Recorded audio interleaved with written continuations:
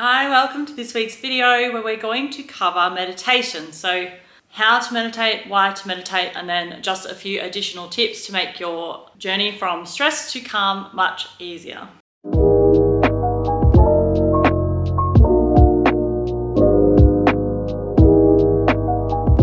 So meditation is one of those activities that so many people avoid because they can't do it.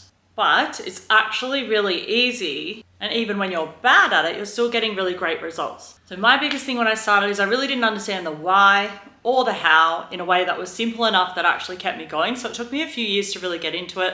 But once I did, I noticed really big benefits quite quickly, and then I still do it today. And my journey's kind of changed throughout that time, based on what I have required and the practice that I do. But what I'm going to share with you is all of the really simple things that I did in order to actually get a regular practice and the things that I learned which kept me going. So we'll start with the why, and then we're going to move into the how. So I'm going to assume off the bat that when you meditate, you have the following problems, one or all of these. The first being that you feel anxious, it makes you anxious. Or the second being that it draws up negative thoughts, so things that you kind of don't like about yourself or want to avoid about yourself. Or thirdly, maybe it makes you think of all the things that you have to do or would rather be doing or should better be doing. Or it just makes you plain old uncomfortable. So why do I know that? Because that is what everyone says, and that is exactly how I felt when I started.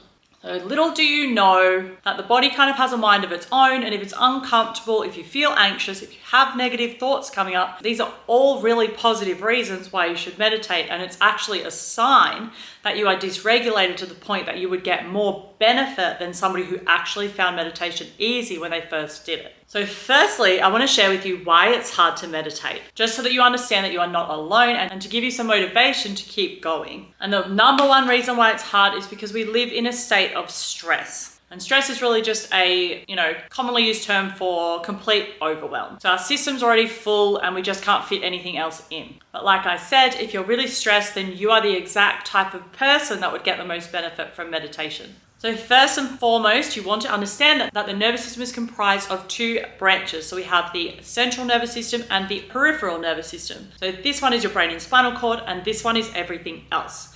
Within this nervous system, we have two branches, and the one we're focusing on is the autonomic nervous system. And this is what dictates the state of being that you're in right now. So you probably already know that your brain is responsible for thinking. So we don't have to worry about that.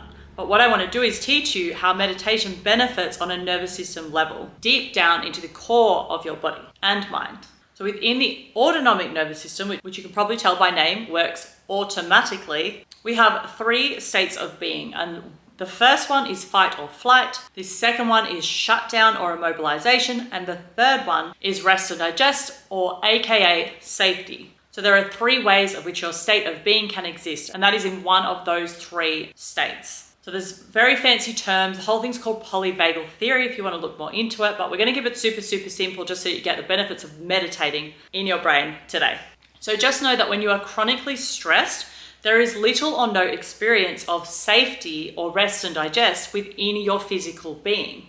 And unfortunately, the problem with that is that you cannot rest, heal, or rejuvenate unless you can drop into that state within your nervous system. So if you are constantly in fight or flight, which is when you're sort of anxious, attacking people, picking fights, racing thoughts, all of that kind of thing, that is when you're in an attack kind of runaway mode. Your system is hyper aroused or overstimulated. Or if you're in its opposite state, which is when you're frozen, depressed, immobilized, low energy, fatigued, this kind of thing. Either of those states is a state of which the body is under stress and cannot heal, rest, or rejuvenate. And furthermore, do things like lose fat, build muscle, make healthy connections with other people, socialize, problem solve, be creative. None of that can exist unless you're in rest or digest system. So now you can probably see why if you were to sit down and put on really calm music, but you're in either fight or flight or immobilization state, that your body is going to resist this because it's counterintuitive to the state it believes it is in danger, and for you to try and bring quiet in is going to create resistance in the body. So that is why you can't meditate when you try. but even more so why you should meditate, because it teaches the body over time, it takes a little while, to bring itself back into center, which is rest and digest, where safety exists. There is no danger according to the body, and it can now get out of its own way, rest, heal, rejuvenate. So the benefits of meditation, therefore, are that it teaches your body safety from the inside out. It supports the nervous system in maintaining equilibrium, which is a natural and most healthy state of being to be in most of the time. And it teaches the body to regulate itself. So self-regulation is the body's capacity to bring itself back into that homeostatic state after a stressor has occurred. And then when you're safe, you can work better, speak more clearly, have better ideas, form better friendships, you feel energized, fit, you've got more resilience, you can eat more food. Like if you're one of those people that has heaps of allergies, when you're in this safe space, your body can actually handle them better. And you have less mental illness. So there's a lot of benefits to trying to keep your body in a safe window as much as possible. Okay, so that is why. So now let's get to the how. So first off the bat, I just want to say that the whole notion of quieting your mind for a meditation to be beneficial is total bullshit. That is something that comes with years of regular practice. That is more of an advanced state to be in when it comes to meditation. But it does not mean that if you don't have that quiet space in your mind when you meditate, that you are not succeeding, because you are. So now that you know that that is bullshit, you also know why you can't meditate, and you know why you should meditate, hopefully. Now I'm going to go over how it is that you should meditate. So just a couple of general pointers that are going to get you closer to the finish line. So just trying to help you get out of your own way here. And these are things that I stumbled with, things my clients stumble with. Once they overcome them and they just keep it really simple, keep the expectations really low, then meditation success is a lot higher and they feel the benefits a lot faster. So there are a few things that are crucial to a good meditation practice. We're going to go over these a little bit in detail, but I will just list them quickly first. That is an eye cover, a comfortable position, whatever position that is for you, safety in your surroundings, headphones or earphones, music or a guided track, and an expectation that you may fail the first few times you do it.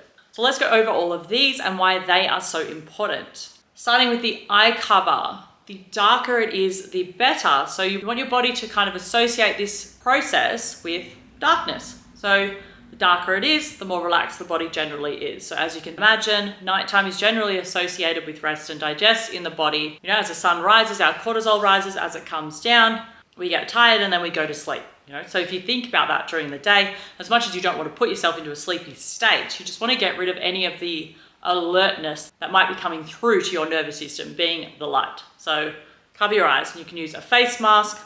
I lost my face mask, so I just use something like this. You know, just put it over my eyes like that. A scarf, whatever it is that works and makes it nice and dark, but you still need to be able to breathe. You still need to be able to breathe and be comfortable. And secondly, you want to choose a comfortable position, so you don't have to sit in one of those perfect meditation positions, you know, where they're like this, you know, with their kind of legs out. You don't have to do that. It's totally irrelevant. I don't think I've ever done it, except that if I've been in a meditation class somewhere, maybe in Bali, but I've never done that. Works perfectly fine without it. I just lie down, you know, and half the time they say don't lie down, I still lie down. I get so much out of my meditation because I'm comfortable. There is the risk that you will fall asleep when lying down, but if relaxation is your goal, what is the problem with falling asleep? You know, so you just want to be comfortable. Don't try and be too upright. Don't try and sit in a fancy position. Don't make things harder for yourself, because meditation is hard as it is. Just relax and do it however you want to do it. I personally meditate on my bed. I've done it on the couch a few times, but mostly on my bed.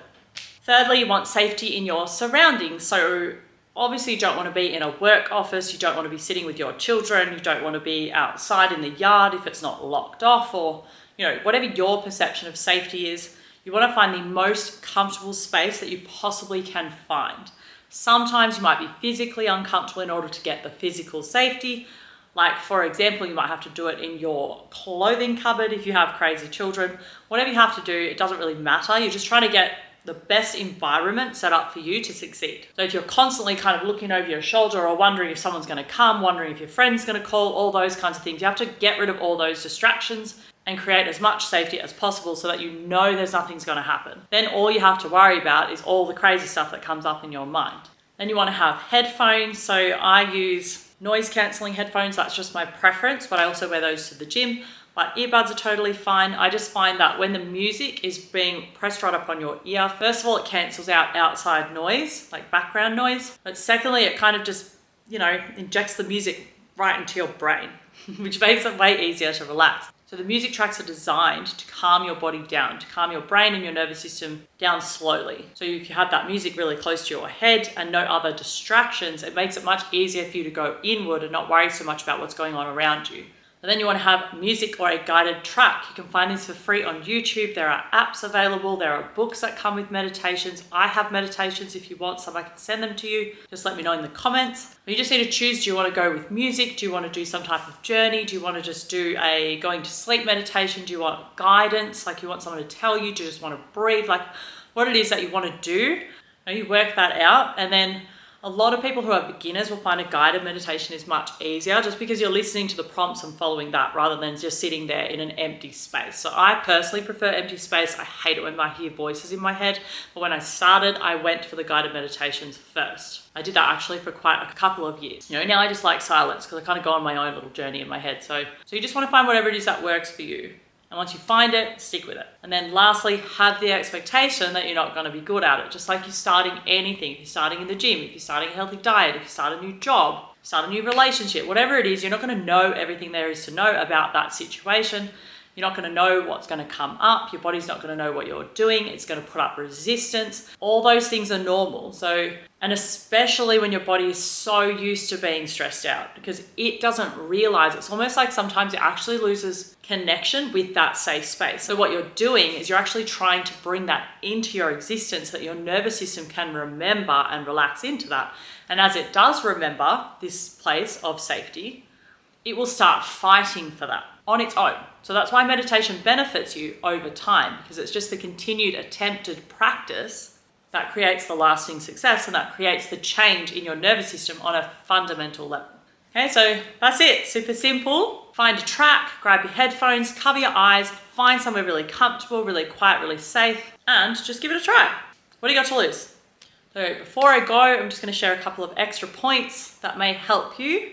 And that is to do any time length. There is no right or wrong. It doesn't matter if it's 5 minutes or an hour. Just pick something and run with it, whatever suits your time schedule. And also keep in mind, if you're time poor, that is a stress response. So the less stressed you are, the more in safety you are, the less time poor you feel and the more present you can be. So start off really short and work your way up as you get more advanced. Maybe you'll never do long meditation. It doesn't even matter. The point is that you're doing it. Also note that slow belly breathing is really powerful for relaxing the body. So if you can breathe in really deep down into your belly, and especially if you breathe in for a count and breathe out for a slightly longer count, that will help to down-regulate everything in the body. Most guided meditations will include that in the recording, but if it doesn't, then just keep that in mind for yourself. And a little trick that I personally like to use is I like to pretend that I'm 99.9% empty space, because we are. And I just kind of imagine everything just flowing through my body. Like I imagine my body kind of disintegrating into the, air around me. We're not really as solid as we think we are. And I like to run with that. It actually really helps me to relax and recognize the fact that I'm just actually a ball of energy and not this big lump of skin that you see in front of you. If you find yourself thinking a lot, don't worry about it. So just observe the thoughts. Flick them away, observe the thought, flick it away. Doesn't matter if you do that for 20 minutes straight.